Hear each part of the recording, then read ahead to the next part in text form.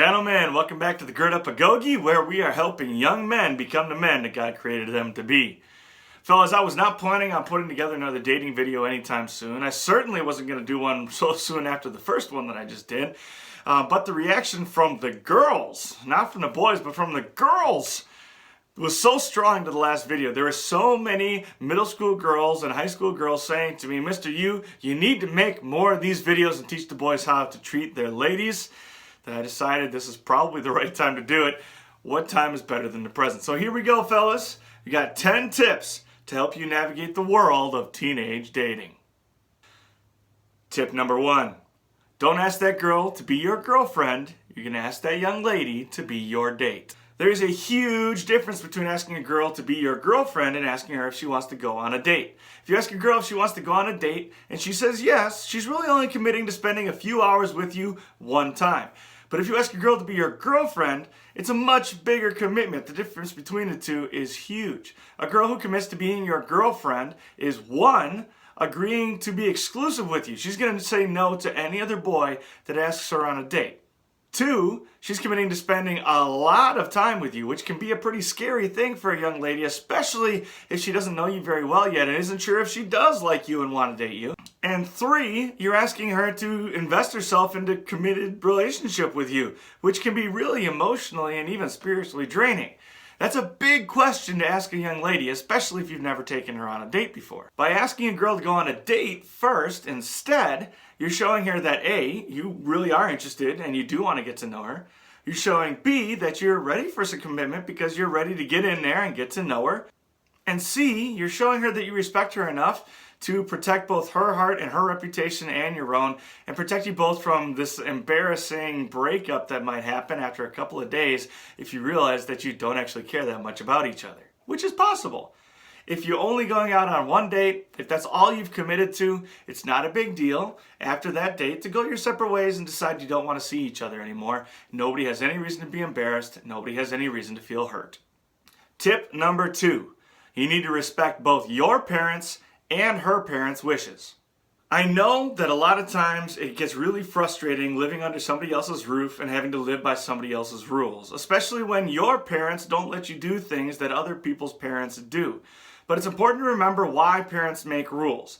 They're trying to protect you, they're trying to help you grow up strong and true, and they're trying to keep you from either being physically or emotionally hurt. Many parents, especially parents with daughters, have rules about dating and rules about when they can start dating. Like how old they need to be before they can go on one-on-one dates with a boyfriend, or how old they need to be before they can actually have a boyfriend. It's important to respect these rules for 3 reasons. A, if you want to be allowed to spend time with this girl, you need to respect her parents' rules and your parents' rules, because getting in trouble with your parents or hers isn't going to help you solve this problem, isn't going to get you more time with the young lady. It's just going to make the opportunity for you to get to know her even smaller and make it even more difficult for you to spend time with her. Getting in trouble for ignoring your parents or breaking her parents' rules isn't going to help you in this situation. Instead, be patient, be kind, be respectful, and show everyone involved, including your parents and hers, that your intentions are honorable and that you can be trusted. But be careful, because one mistake can ruin that trust, maybe forever. B, boundaries are a really tough thing to figure out, especially between a boy and a girl, and especially early on. And having those other people there will help you set good, healthy boundaries and avoid making mistakes that either will ruin the relationship or have life-altering consequences down the road. And C, a girl doesn't just want to hear about how much you care about her and how much you want to get to know her. She wants to see it, and she wants to see it in your actions. If you just flake out and give up because there's a little bit of a challenge or a little bit of a bump in the road, you're showing this young lady that if anything ever gets tricky, when a relationship gets hard or when you have an argument or a fight or something like that happens, you're going to hit the road because you're not willing to stick around and really make a commitment. Don't be that guy that's going to hit the road and give her a broken heart. Take on the challenge and treat her right. Tip number 3, fellas. You need to keep that touching appropriate. Now, this topic might seem like it's completely out of place for a video made for Christian teens, but the reality is that even though a lot of adults will tell you keep your hands to yourself and all touching is bad and no touching is allowed, It is a basic way that humans communicate and show love and affection for each other. Even with the guys, if you think about it, you do a lot of touching. You put your arms around each other, you give each other fist bumps and high fives, and you might even have secret special handshakes with each other. Well, the same thing is true when you're getting to know a young lady. Most people, in order to show each other how much they care about each other, are going to want to touch each other. But that does not mean that all touching is okay or appropriate. Physical touch can very quickly turn to lust and sin if you're not careful. So my rule of thumb for teens, and really even for anybody who's on their first couple of dates, is keep your hands off each other's bodies. Instead of getting all handsy with each other, try some of these. If she's walking through a doorway, or you're trying to get her attention, or even if you're just talking close to her, give her a gentle, soft touch on the elbow. There's a lot of nerve endings right there. She'll feel it, she'll notice it, and I promise it'll have the intended effect. One of my other favorite things to do, both with guys and girls actually, but especially with girls, is when I'm talking to someone and I really want to make them feel what I'm saying, I'll just gently put both of my hands on their shoulders. Don't be coming up from behind and all creepy, but look her in the eye, put your hands on her shoulders, and tell her how you feel. And of course, there's always the classic sitting next to each other in a restaurant booth. Reach over, put your arm around her, and just gently lay your arm on her other shoulder. Don't be doing any of this stuff, but gently lay your arm over and let her know you're there. She'll feel so protected by your great strength and might, and you'll probably get a little bit cozy too.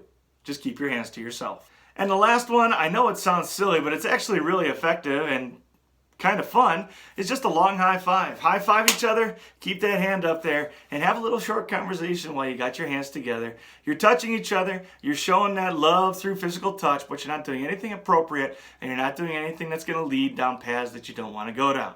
It's a great tool, it's a great tip, and it'll help you stay out of trouble. Tip number 4. You need to say please and thank you often. Of course, the whole point of going on a date is that the two of you get to know each other better. But it's important to remember that the two of you are not the only two people that are on this date. There's servers, there's waitresses, there's ticket checkers, there are ice cream attendants, there are people all around you all the time, and she's definitely watching how you interact with them. She wants to know, is this guy just kind of nice because he wants something from me, or is he genuinely a good guy who's kind to all the people around him? If you show her that you're genuinely a good and kind young man, you're going to melt her heart and she's going to like you even more. It's also very important that you choose to be polite and respectful to the adult or the chaperone that's going along on your date. Whether it's a group date and there's a whole bunch of you and you're choosing to make conversation with the adult who's there supervising, or whether it's her mom or her dad or maybe a big brother or sister, it's important to be kind, to be respectful, and to build a relationship with that person too, because that person is just as key to you spending time with her as anybody else. Again, show them that you are a young man who is a gentleman, who has good intentions, who's going to be respectful to their daughter, and who is honorable at heart. Believe me, fellas, if her parents like you and trust you, it's going to be a lot easier to spend time with their daughter. Tip number 5. Be prepared for conversation and be ready to be a listener. There is nothing worse than finally convincing a girl to go on a date with you, and when you finally get together and you're finally spending time together, you realize you really don't have anything to say. You can avoid this problem completely by a little bit of preparation. In the days leading up to the date, start thinking about questions you'd like to ask her and things you'd like to talk about. Remember that it's not a quiz show, so you shouldn't be grilling her too hard, but in general, think about some things that you know you have in common or you know she has interest in, and get ready to ask her about those things. Sometimes I even like to write down a couple of things in a notebook, and before I go on my date, I look over them again and practice asking those questions. I know it sounds kind of nerdy, but the reality is it helps that conversation go better, and the better the conversation goes, the better the date goes. And once you've decided what you're going to talk about, it's important to start mastering the lead-on questions that are going to lead to more conversation. So if you ask her about something and she gives you an answer, start asking more questions like, why do you say that? What do you think about this? If you could take one person with you, who would it be? And when you start asking questions like that, the conversation is going to flow. She's going to talk more. You're going to have more things to talk about. And in general, the more she talks, the better the date is going. But remember, fellas, you have to actually listen to her answers in order to ask her more questions. And if all else fails, gentlemen, don't worry. A good old-fashioned game of Would You Rather is a great way to break the silence. Start out by being silly. Ask her things like, would you rather eat an entire bag of sugar or drink an entire bottle of vinegar? And when you start giggling and answering those questions, it's okay to throw in a couple serious ones too. Would you rather spend a day at the lake with your family or spend a day playing basketball with your friends? And the lead-on questions work great here too. Why would you say that? Why'd you choose that one? What if I changed it to whatever? And all of a sudden you got more things to talk about and a whole day's worth of conversation to have. Tip number 6, take things slow. I know it's a very exciting thing to be taking a girl out on a date, especially if it's something you've never done before. But it's also very important to remember to take things slow, both physically and emotionally. As Christians, the physical part is actually pretty easy to understand. God makes it abundantly clear that there are certain things that are reserved for married couples and not for anyone else. Sex is designed to bind two people's hearts, minds, and souls together for all eternity. So, no matter what the world says, misusing God's gift of sex is not only wrong, but it's also going to cause a lot of emotional and spiritual pain, even if there isn't a baby involved. And that's exactly why God commands us to treat his gift of sex with so much respect. But the reality is there is a lot of gray area. And so my rule, that I even keep for myself, is that if I have any question, if I even hesitate for a moment wondering if something I'm going to do is okay, whether it's a sin or not, or whether it's going to stand against my conscience, I don't do it. And never, ever, ever is it okay to pressure someone into doing something they don't want to do, or to let someone else pressure you into doing something you're not okay with. If you're not sure that both you and God are okay with it, don't do it. And on an emotional level, it's important that you're patient and careful too. You need to make sure that this young lady really is someone that you can actually trust, so don't go spilling all your secrets on the first date. Take it slow, be honest, be respectful, and don't tell her anything that you wouldn't want the whole world, including your friends and family, to know about. I would even encourage you to take it slow with things like nicknames and holding hands and kissing. These are all firsts that you're probably never going to forget. So it's important that you save these very special moments for very special people and don't be giving them away willy-nilly. Tip number 7. Gentlemen, you need to have a plan, and you need to have a backup plan. Gentlemen, the best dates are simple, and they emphasize the opportunity that you have to get to know the other person. They don't need to be complex, and they don't need to be expensive. But not being well planned is a huge no-no. Whether you're doing board games in your mom's basement, or you're walking to the park, or even taking her to an event, you need to make sure that you have a plan and a backup plan to make sure that things go smoothly. There's no need to spend a lot of money or plan some extravagant adventure, especially on the first date. Choose something simple and easy and fun that you know you'll enjoy and you hope that she'll enjoy too, and make all the plans and arrangements that are involved with that special date. So if you need to buy tickets or you need to make a reservation, especially in these COVID days, do that ahead of time, do it early, and make sure that you have everything prepared so that the date can go smoothly. And once you're all prepared for plan A, it's time to prepare for plan B. And again, this doesn't need to be expensive or fancy. It just needs to be a replacement if plan A goes awry. So if you're doing something like going swimming, think about what might go wrong. If it's really cold and cloudy that day, swimming won't be good, but maybe we can go for a hike. If the plan was to go to the park and go sledding and it snows that day, maybe instead we can stay home, go to mom's house, and have hot chocolate and do jigsaw puzzles. Whatever it might be, come up with a plan B so that you have a plan no matter what happens. Tip number 8. Group dates are great dates.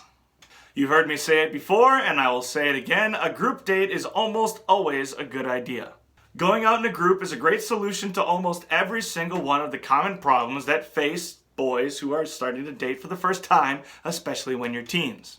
If you're nervous about conversation, there's nothing to worry about, because if conversation stalls, you can always talk to somebody else, or even talk about the people that are around you. Hey, did you see him do that? That was funny. Again, now you have something to talk about. Are you embarrassed to ask mom to be your chaperone on a date? Well, if there's a big group of people and mom chaperones, it takes the pressure off of you. Or maybe you can even have somebody else's parent be the chaperone too. Are you shy? Well, bring your boys with you. Have a big group date, and you've got a support group built in right there, and now you get to be the wingman who sets up all his bros on dates. Maybe that's even something you and your girl can do together. Set up all your friends and make sure they have fun too. And many parents have rules about one-on-one dates. Most often that you can't go on a one-on-one date until you can drive, or maybe until you turn 16 or even 18. But a lot of times they don't mind if you go on a date with a group of friends, especially if there's a chaperone. That's fine. A group date is a great way to spend time with a young lady without breaking her family's rules, and that's exactly the goal. Rule number 9, don't kiss and tell. Alright, fellas, honestly, you probably don't need to be kissing right now. That's something that needs to wait until later on down the road. But the reality is that the rule still applies to anything that she might tell you during the date. If the girl that you're spending time with opens up to you and starts telling you some of her secrets, whether they're just fears and worries or details about her family or her relationships or whatever it might be, these are things that if the whole world knew about, she'd probably be pretty embarrassed. If she's telling you these things, it means that you've shown her you're a gentleman and that you're someone you can trust. Don't prove her wrong by sharing her secrets with the whole world. If you go around the whole world telling everyone all of your young lady's secrets, 3 things are probably going to happen. 1, she's probably not going to be your young lady for very long. If you show her that she can't trust you, she's not going to stick around. And don't be surprised if on the way out the door she spills some of your beans too. Hearts are not toys, boys, so don't start playing with them. 2, you're going to ruin your own reputation. Word's going to get around because girls like to talk, and other girls are going to know that you aren't someone that can be trusted. You're probably going to have a hard time getting another date with another girl, and it's probably going to be a long time until the whole thing blows over. And 3, you're actually teaching your own friends to trust you less as well. Boys, whether they show it or not, do know what's right and what's wrong and how to treat a young lady. And so, even though they might not show it in the locker room, the guys around you who you're telling all these secrets to, they do know that what you're doing is wrong. And subconsciously, they're learning to respect and trust you less. They know that a real man isn't going to kiss and tell. So treat your lady with respect, whether she's in the room or not. Tip number 10, fellas. Don't take things too seriously. Y'all need to have some fun, and don't forget that you're still a kid and there's a long road ahead of you before real life begins. Don't be in a hurry to take things too seriously, and don't be worried about what other people are saying, thinking, and doing. Learn to relax a little bit and have fun. Women are a beautiful and wonderful and mysterious creation given to us by a Heavenly Father who loves us and has said it is not good for men to be alone.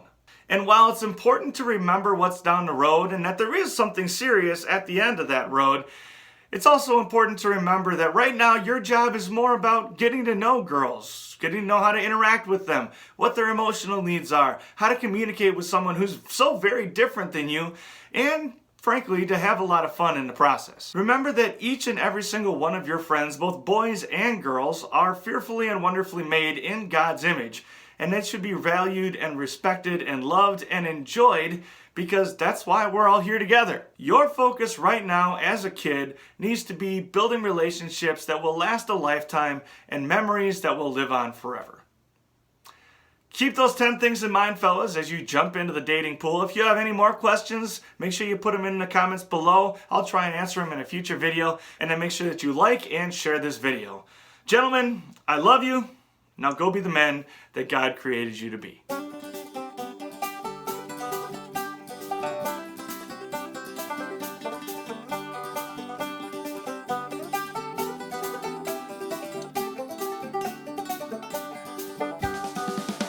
Thank you for listening to the Gird Up Podcast. If you like what you're hearing on our podcast, make sure you're sharing it with friends and family, men in your life who you think need to hear our message. You can find us on social media, on Facebook under the Gird Up Podcast, and there's a Gird Up community as well there where you can interact with other men on the journey toward Christian manhood. You can find us on Instagram as girdup_like_a_man. If you'd like to help us bring our message to more men just like you all around the world, you can hit up our Patreon account. Type in www.patreon.com/girdup. And finally, please leave a 5-star rating or review on whatever platform you use to listen to our podcast, whether it's iTunes or Spotify. What that does is it helps us get more attention in the podcast world and bring more men to our message. Thank you again for listening to our podcast. Thank you for all the ways you support us and help spread the word. Until next time, go gird up and be the man that God created you to be.